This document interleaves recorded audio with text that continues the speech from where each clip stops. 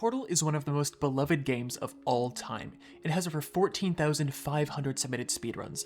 And today I'm going to explain how to do a run that, as far as I can tell, only one person has ever completed. I'm going to be explaining how it's possible to beat Portal blindfolded, and give you the necessary knowledge so you can do it yourself, and also understand just how difficult it is. I will only be covering chambers that either add a new mechanic that will require explaining, have a speedrun strategy we can use, or might be difficult to figure out. I've already done chambers 1 through 10 blindfolded. The video is in the description and will be in the end screen. We're going to be using the numpad to move our character around. I don't want to hand out specific routes since it would both take forever and be incredibly boring. I've tried multiple different routes and it's really all about which one works for you. I recommend using everything you can hold to hit corners and walls in order to help navigate, and to use unportalable surfaces as well for sound cues. In this chamber, we are introduced to portals, cubes, and buttons. We can use the cube to navigate areas since it makes noise when it hits walls and the floor. The doors and buttons also make noise, which is really helpful in this run. Chambers 1 through 6 all really boil down to orientation chambers that exist to get you to understand how portals work and how to use them. Test Chamber 7 has now added a moving platform that's incredibly difficult to jump off of blind. It's possible to hit this first shot over here fairly consistently, but then getting this shot over here lined up afterwards becomes the real issue. After about 3 hours of trying, I've had a lot of quality time with this level. Try to always get the portal as close to this corner as possible. Once you land on the platform, I recommend you quick save immediately. That way you can have multiple attempts when you go for this jump over here. I recommend that each time you enter and exit a level, you quick save. Chamber 10 starts off with you walking forward, placing a portal beneath you, getting launched, and then doing the same thing from higher up. Then we can do a small skip. When we walk into this next area, by looking up at the row of walls, they will move forward 1 position. If you then hop down, look upwards, and you're going to hit the top of the panels. And then you're going to fall directly through into the portal and get launched over.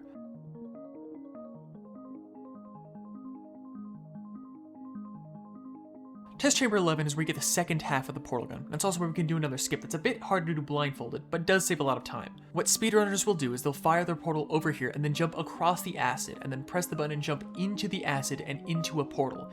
This is significantly faster, and since we can quick save and quick load, we can do as many attempts as we need. You want to jump as soon as you hear the sound cue of you exiting a portal. This is the last chamber that I personally have completed blindfolded while recorded, but I still have played the other chambers to see where some problematic parts are.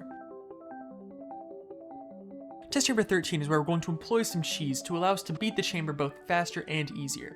What you're going to do is place the cube on the button like normal, and then place the portal outside of the door and bring the cube with you. We're then going to direct the energy bell into its catcher to avoid any accidental deaths. We then drop our cube on this button and then stand on this one. We can then portal into the door and finish out the chamber. We can also use the cube to find where the catcher is by pushing them across the floor. They make a noise when they hit it, and we can easily lift up to see if it's a wall or not. Test Chamber 14 is a breeze. It has one of the easiest and fastest skips in the game. You place a portal like this, walk up the stairs, and then jump down as soon as they descend. Then you just hold forward as you go through your portal and you're done. Chamber 15 is all standard until we reach this section right here. First, we're going to want to quick save. We're then going to do another speedrun strategy that allows us to avoid blind jumping onto moving platforms. This is both faster and safer than the intended route. This is where the portal entering sound effect comes in again. This is called portal peeking and allows us to move around without having to touch the ground on the other side.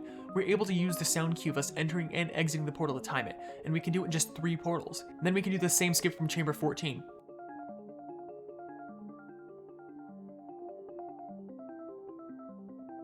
Test Chamber 16. Turret time. Chamber 16 changes a bit when you're blindfolded. As you know, turrets can physically damage the player and kill them, but when playing blindfolded, they go for psychological damage as well. They start bragging about how they can see and you can't. I see you. Is anyone there? There you are. This chamber is actually easier than you might think. Each turret makes a noise when it spots you, giving you time to back away and take cover. You can also navigate into this chamber from the main menu, allowing for a quick restart if you've not quick saved recently. We can do this with chambers 0, 4, 8, 10, and 13 through 19. You're going to want to keep track of how many turrets you've knocked over. There are 12 throughout the level and you won't be able to just walk around them. The goal is to always be behind them, listening to each portal placed and carefully work your way through. There's no timer, so there's no need to try and go fast. We're still able to use the unportable surfaces to guide our portals, and we can drop cubes and turrets on other turrets. Be careful to not fall over here, as you can get stuck in this corner and won't be able to get out without getting shot. Test Chamber 17 is one of the hardest chambers to do, as not only do you have to keep track of your companion cube, but also lead 3 energy pellets into their catchers. Please quick save as much as you can here. The cube will allow us to find walls and corners though, so it's not all bad. We're going to want to place a portal here right at the start so we don't have to come back. The energy pellet also makes noise when it passes you, so you don't have to worry about counting for this part here. Oftentimes when you walk into a wall, you will hear footsteps, even if you aren't actually moving forward,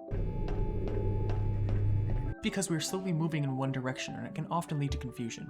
Technically, we could use this to our advantage by using it to line up our cursor so it's exactly straight, but it might just be easier to use the menu. The cube is the most reliable way to know if you're walking into a wall or approaching an edge, and it can help us time these jumps here. When walking through this hallway, we can also hide in this window here to avoid getting hit. Test Chamber 18. There's an optional speedrun strat we can do, but it's very hard to do blindfolded. What you can do is place a portal here and then jump over the turrets before they can shoot at you. Then we drop down here and portal back over. As you can see, we get shot a lot, and we would have to try to make this drop here without any sound as the turrets fire and cover up a lot of it. What we can also do is use the energy pellet to slowly knock them off their platforms and then proceed as usual. Then we have to do the hardest aiming possible blindfolded. We will be in mid-air when we have to hit another platform. Make sure you are fully aware of which portal is placed beneath you, as mixing them up leads to you having to restart. You can still bounce back and forth between portals if you need time to think, and thankfully the first 3 platforms are fairly easy to aim at. Test Chamber 19. In this chamber, we're going to repeat what we did in 15 to skip to the end. Keep your camera as level as possible throughout this section. Quick save after every successful portal. Once you've reached here, we're going to do a trick. Press the button so you know you're at the correct height. Then you crouch and slowly turn here, walking in and out of the portal until it lands. Then you slowly walk through the fire and aim upwards until the next portal takes. Then we do a launch here and begin our escape. At this point, you now know how to do every trick you'll need to beat the game. The only thing left is knowing how to put the pieces together. This isn't about speed as much as it is consistency. The escape contains some of the harder parts to navigate. A lot of the time, our portal will get stopped by objects that we need to shoot through and they can throw you off. There's some tricks that we can use here though. We're able to use the sound of the portal hitting the pipe over here to make sure we're lined up right. We're also able to take out each of the turrets in this section by using the walkway to line up. We can also just sprint jump once we get over here and take out the turrets before they can start firing. The escape is lengthy, but not a lot of things can kill you here. The most dangerous parts by far are the moving pipes and the acid water.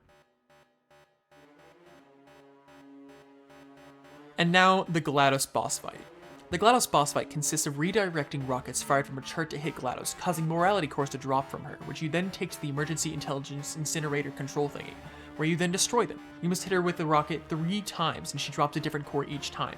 They always drop in the same order and the same location, so we don't have to worry about any RNG here. The hardest part will be keeping track of where you are, since you are on a time limit and you won't be able to see where the turret is aiming.